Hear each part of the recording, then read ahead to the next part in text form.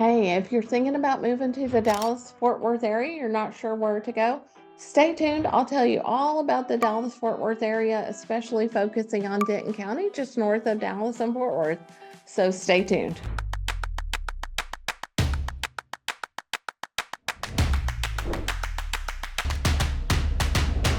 Here are the top 10 things that we want to avoid and the largest mistakes when selling.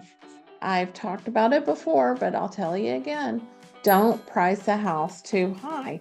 If the realtor comes in and says your house is worth $400,000 and you say, well, I really think it'll sell for 450 or 425, they are telling you 400 because they've looked at the comps in the area that are similar, the things that are comparable to your house, and they're giving you that price of 400,000. It is important to hire the right realtor, right? So that you know this person knows what they're doing on their prices, and make sure you look at that and know that when you list your house. Just try to go where the realtor suggests. Don't go further higher. Sometimes there are strategies to how you price it. Sometimes people price their house just a little bit under that market analysis because maybe they'll get multiple offers that way. Sometimes people price it under that price because they want to move quicker. Or, people sometimes price it higher because they are emotionally invested. And yeah, that could be a mistake. So we are trying to give you the very best advice we know. Of course, nobody has a crystal ball to tell you that house is going to, sell for that price or not. But more likely than not, we're going to be pretty close. And then poor condition. So I always say people have a problem looking beyond paint and carpet. 80%, this is my unofficial statistics, right? 80% of people cannot see beyond paint and carpet. So if the carpet's awful, the house needs to be painted, people can't see beyond that. And even though you're like, hey, it's just a coat of paint, people don't see that.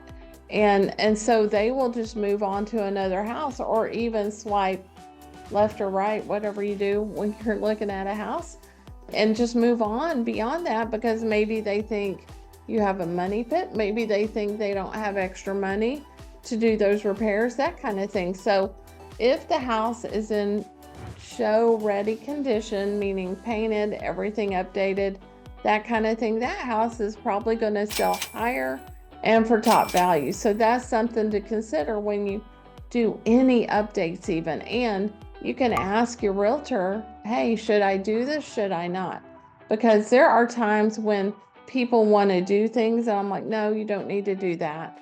But I do want you to do this, right? So think about those things when you are going to list. You don't want to make that mistake. Poor curb appeal. Oh boy.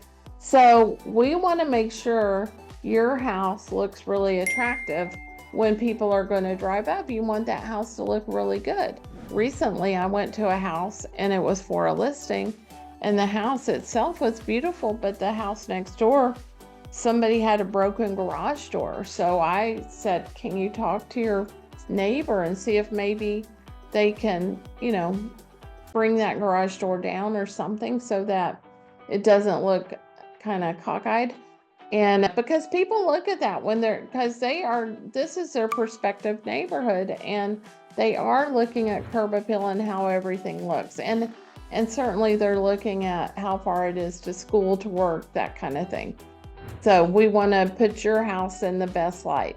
Then dark homes. So when we go do pictures, that kind of thing, we're going to do really nice professional pictures so that the house will look really good. You want to remove the clutter, take everything off the countertops. I do have a stager I bring in that will help the seller get ready to sell their house. And so you just don't want everything to be dark. You just want people to see things in a lighter way.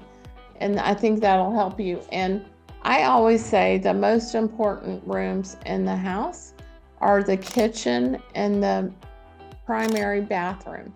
So if you were going to update anything, those are the two places. That's where I think you should spend your money if you're going to do that. And don't over improve. Like I said before, some people get to where they do all kinds of projects, right? So we don't want to do that. I would just get advice before you just do something if you just don't know. Paint and carpet are always good things to do, especially, you know what? People like neutral colors like the one behind me. But really, I had somebody who had a green wall in their entryway of their house this summer. And I just had a feeling, and I said, would you be able to paint this wall, this green wall? And they did. They painted it to a neutral color, and not kidding, that house went into contract right away. So people do have trouble seeing beyond paint and carpet, and you don't want to over improve. And then be financeable. Make sure if you had a hailstorm in the Dallas-Fort Worth area, we do have hailstorms, straight line winds, that kind of thing, where sometimes tornadoes, they're not so bad here as they are other places. But if you've had a bad roof, you might want to have that evaluated before you list a house, and then go ahead and get that done if it needs to be done. If you have any structural problems, like those are the big things, like people look at the foundation, they look at the roof, they look at the AC to see like what the age of that is.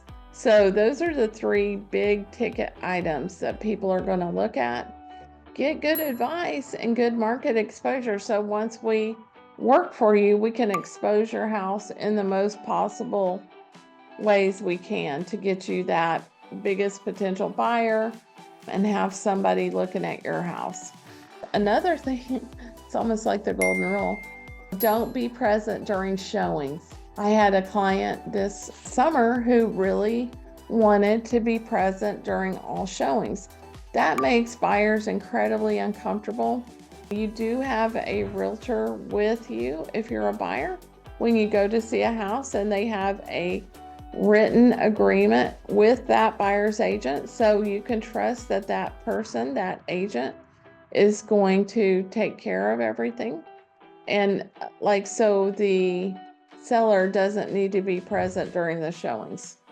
And then once you get to negotiating, you find that house you want, you get to negotiating, let that realtor do that for you. A veteran agent will make all the difference in the world and help you negotiate that sale. One thing I never like to have happen is for buyers and sellers to talk to each other, because inevitably the seller's going to give something up unbeknownst to them, and then the buyer's going to hold them to it, or vice versa. So let the agents talk to each other and do those negotiations. And then number 10, act fast with offers. So let's say you are like, okay, I love that house, but I'm just going to sleep on it. I'm just going to wait. Let me see what happens. Inevitably, you walk away and you wait a day or two. Well, somebody else could have loved that house as much as you, and now they put the offer in before you did, and they're going to get the house, and that house goes into contract. So if you're really serious about that house, because you've done all the right steps to be prepared to buy a house, you should be in a position to go ahead and put an offer on a house and, jump into action when you see the house that you're like, yes, this is the one. So it will help you so much to be very timely. So those are the 10 things. If I can help you in any way, please like and subscribe to our page, and we would love to see you, meet you, help you.